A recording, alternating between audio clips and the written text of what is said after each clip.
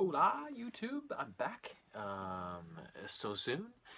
This time not for a Leafs game, of course, because I just reported on one very briefly and uneducatedly. But next up is, I think I've got a bunch of other stuff done, but the three things I know for sure that I've done recently, a couple of books and a game. The first one, I've been wanting to get out and explore the world with some other people and with similar interests and stuff like that. So I decided to reach out to a book club and possibly join one. Still haven't heard back if they're willing to accept me, but I was on their website and just looking at what they were reading, and so I decided to buy the book they were reading at the time and try it. And it is called The Fifth Season by N.K. Jemisin. It's part of, I think, a trilogy, the first book, and it takes place in this land called the Stillness. It's a very volatile land that is always having catastrophes, like volcanoes erupting and leaving clouds of ash in the air that kill off all the plants, thus the animals, and then the humans, of course, starve. And these events are called seasons. So this land mass and the people that occupy it have survived through these seasons over the years, and there's all this lore passed down about how to survive and that sort of thing. And the reason for all of these events that happen all the time are a certain people that live in the stillness called orogenes, I guess, or yeah, I guess that's, I don't know, it's a word that's never been used before, but that's how I read it in the book anyways.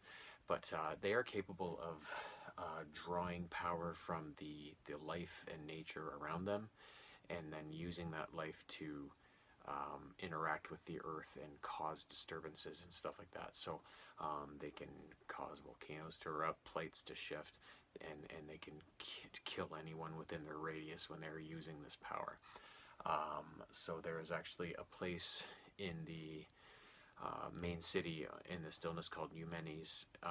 There's a facility or an organization called the Fulcrum, who trains these people to manipulate and control these powers, and also control their emotions so that they don't let their powers come out in the wrong way and destroy things. And they are overseen by a group of people called the Guardians, who have a strange ability to, they're resistant. They can cause an Orogene's powers to shut down. So they're kind of policed by them. The story focuses on an Orogene named Essen, who there's a massive event in the north that is bringing about another season, and she comes home one day to find that her young son Uch, or Yuch or whatever, who she knew was an Orogene, must have been discovered by her husband and his father, Jija, and the father murders his son because of this. Because when an Orogene is found out, it's a big deal. Like, the family is like, ooh, because they're looked upon as such a bad thing. And apparently Jija takes off with their daughter Nassan and heads away. So Essen is devastated, and takes a while to kind of grieve, and then eventually decides to track Jija down and kill him.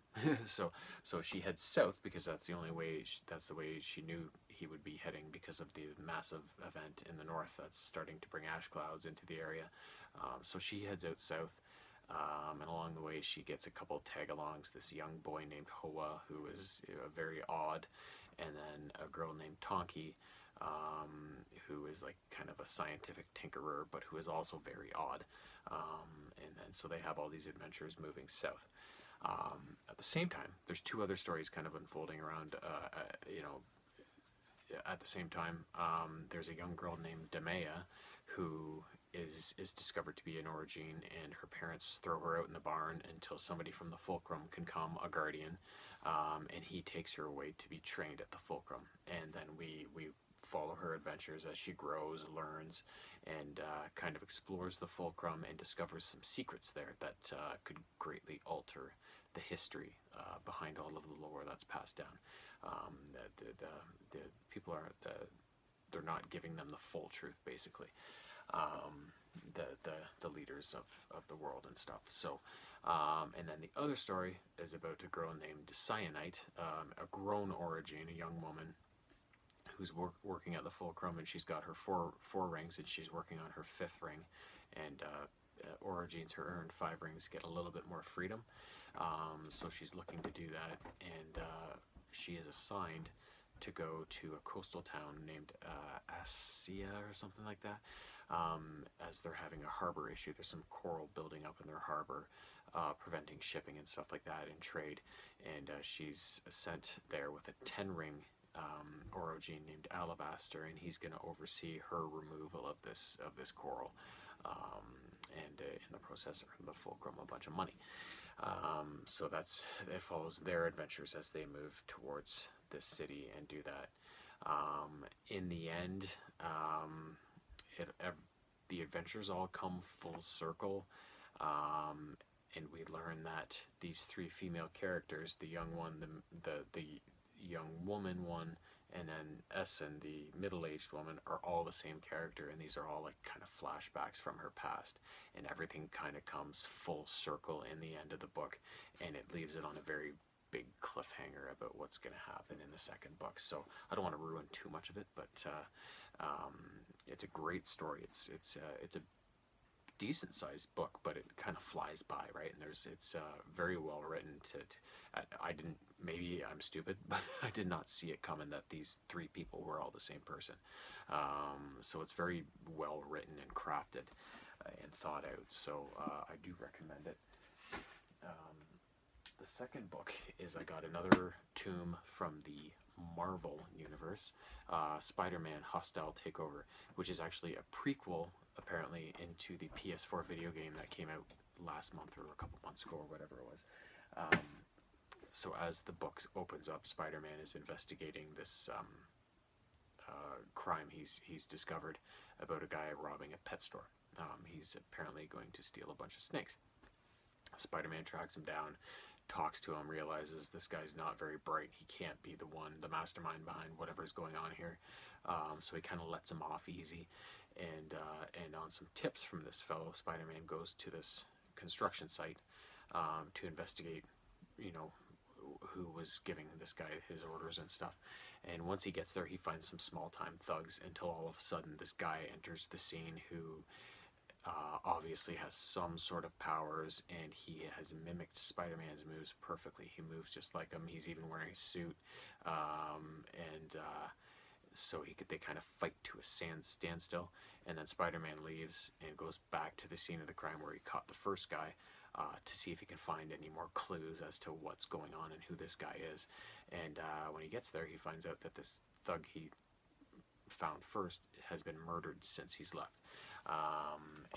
When he gets there, the cops are there, so he kind of hides in the shadows. But a detective named Yuri Watanabe gets the drop on him and talks to him, and she's like, "Yeah, we know it's not you.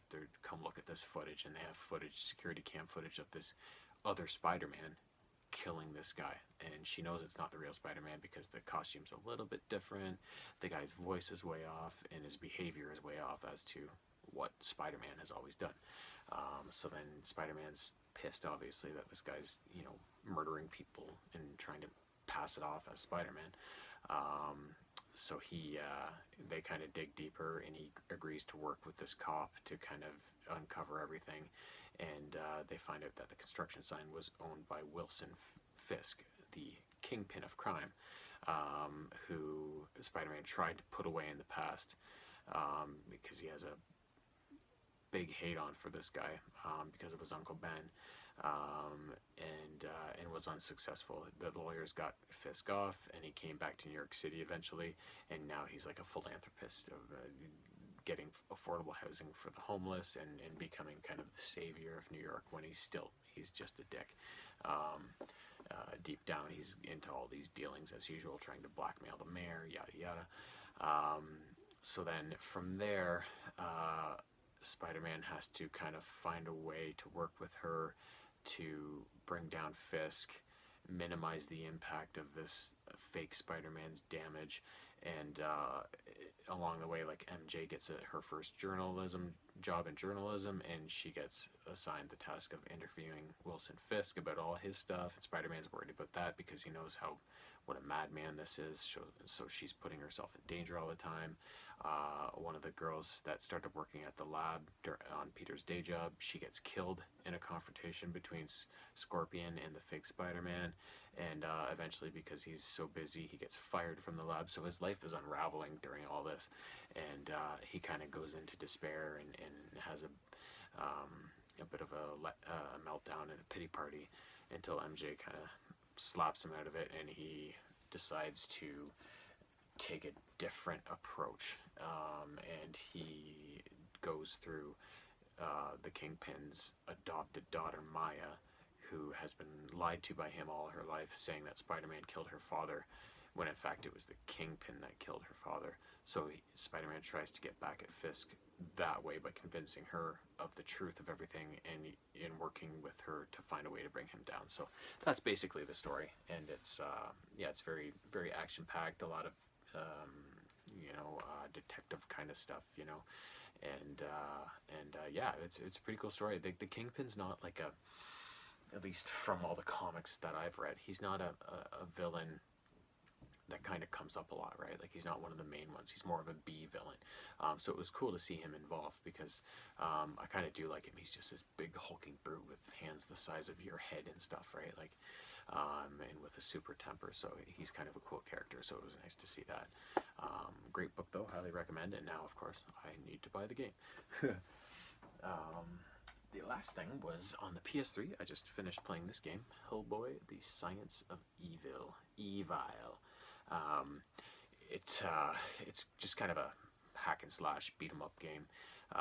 It's not very long. I think it's only got 6 levels. The levels are super long, and fortunately they have lots of saving checkpoints along the way. So if you get, you need to run out quickly or whatever, or you get tired, you can just shut it off and just restart at the last checkpoint. But the story is that your Hellboy's in Romania chasing after this witch that has been terrorizing a village and the population there, and along the way you kind of discover that there's much more evil at work in this village than the witch.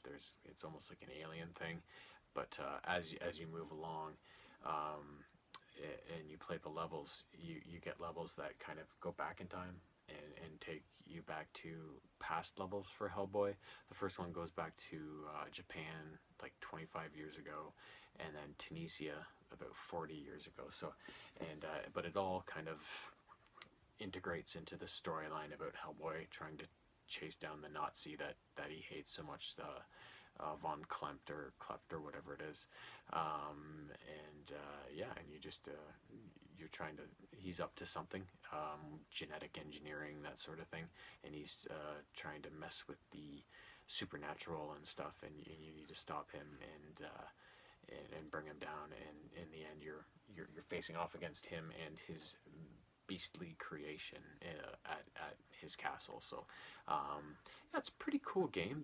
It's a very interactive environment. There's lots of, you can pick up blocks, like cinder blocks, and hurl them at your enemies. You can pick up objects and use them as clubs and whack them and stuff. Hellboy's got a gun. He's got his big fist, of course. There's lots of different ways you can beat people up in that game. And it does, the only downside of it, which happens in these games quite a bit, is that it does get a little repetitive. But that's a very, very minor problem with this game. I'd probably give it like an 8 out of 10.